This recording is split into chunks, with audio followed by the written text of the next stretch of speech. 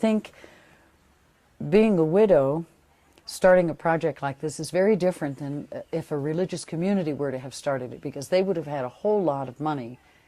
Well, they probably wouldn't have started it the way I did. I kind of went with the Spirit, and I said, if this is meant to be, it felt so of God to me. I thought I should do it.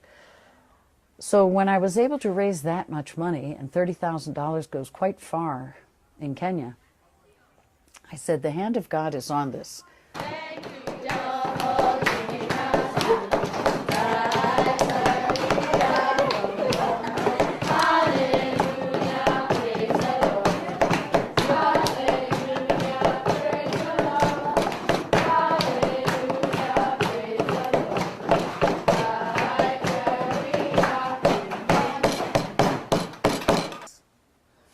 When you're poor, you would involve yourself. When you're poor, you can't get education, first of all. You can't afford to go to school. Now, if you drop out of school, or if you don't go to school, and you need to eat, you need to have money, you'll end up doing some business like going to the bars to do some jobs there, and that leads even to other bad things like prostitution. And it is in these places that you find many, many people who are infected with HIV are there. So many of our old people, even young, and in fact young people nowadays are very many who are getting HIV. They leave so many children behind.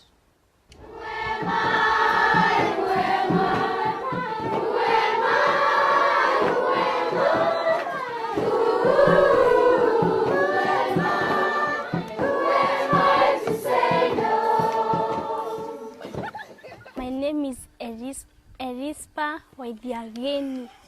I like here in Ekima Place because I have people to love me, and I have many sisters. They love me and I love them.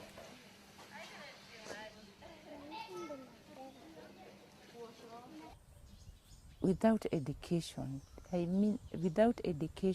think you are somehow all hopeless.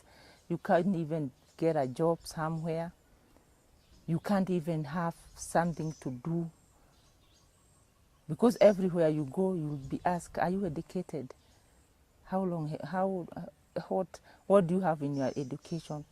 So I think even, especially to educate a woman, is to educate every family, the whole family.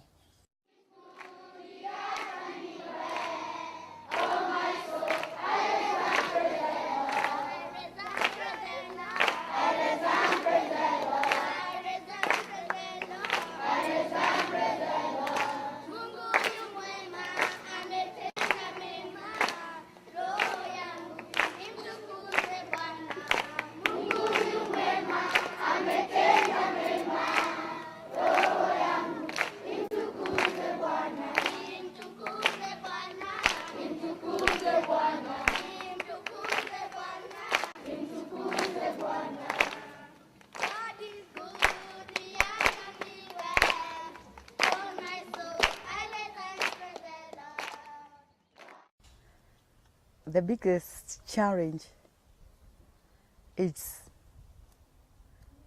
to have a heart of working and to love the kids. Because if you don't have a heart, you can just work because of money, but unless you have something, it is something you have in your heart. It's a gift, let me say, because it is very hard. Sometimes you get so angry with them, but if it is something inside you, I would say, just love them.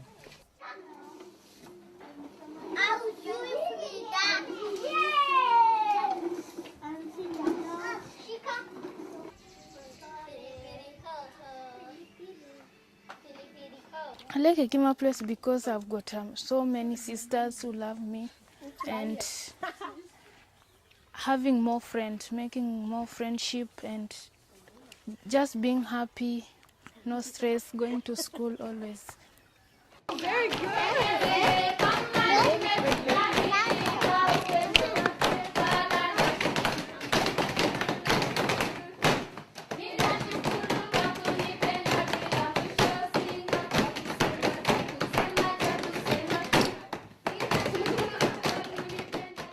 I meant only to be having school children. I meant not to have so much staff, that I would take preschool children.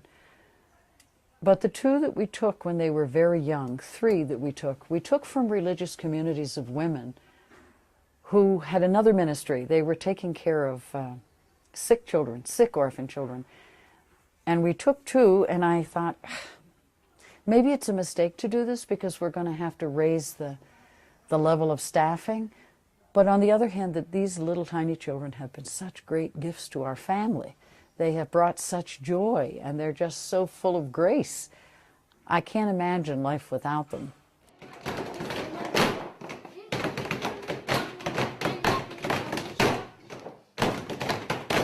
We went to do a home visit for Beth. Gladys and I went together. We parked the car at the foot of the hill. We walked up through waist-high grass to the top to a flat place up on the hill. The view was magnificent. We came out on a little clearing that was totally packed down mud. There was an open pen with goats and sheep in.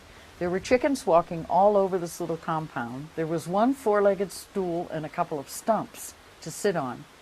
And there was the beginning of a little house that I took to be a chicken house. It was single-story, and it had 3 window spaces and a door space, but there wasn't any glass, it was just the spaces. And this 6-year-old child who had been in position 1 in class 1 came up to me barefoot and filthy, wearing an old school uniform, took my hand, looked up at me and said, "Welcome to our home." It makes me cry even to think of it today. I had all I could do not to burst into tears. What I thought was a chicken house was where they were living.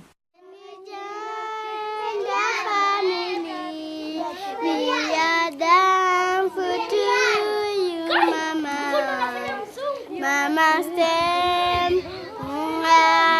me. Sautia Johanna, kutoka nikane, tengeneze njia, wanapite. We had a phone call one day from a sister of charity who was working as a social worker and some fellow sisters as nurses in a slum. And she said, "I have a little tiny girl who's not yet 2 years old, whose mother was positive, who in a fit of despair and hopelessness doused herself with petrol and set herself on fire. And the whole house in which they were living was burnt down, with the mommy in the middle. And this baby child, 1.5 years, is sitting on the step. And some neighbors rescued the child and gave her to the sisters." My heart aches to think that that child might have been lost to Kenya, and that soul might have been lost to God. Hekima means wisdom. That is Kiswahili for wisdom. Hekima, fear of God, is the beginning of wisdom.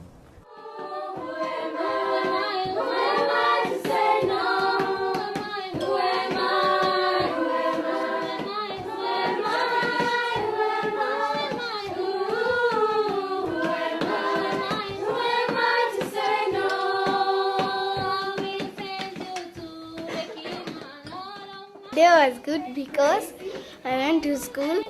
My day was good because I went to school. My day was good because I went to school. My day was good because I went to school. My day was good because I went to school.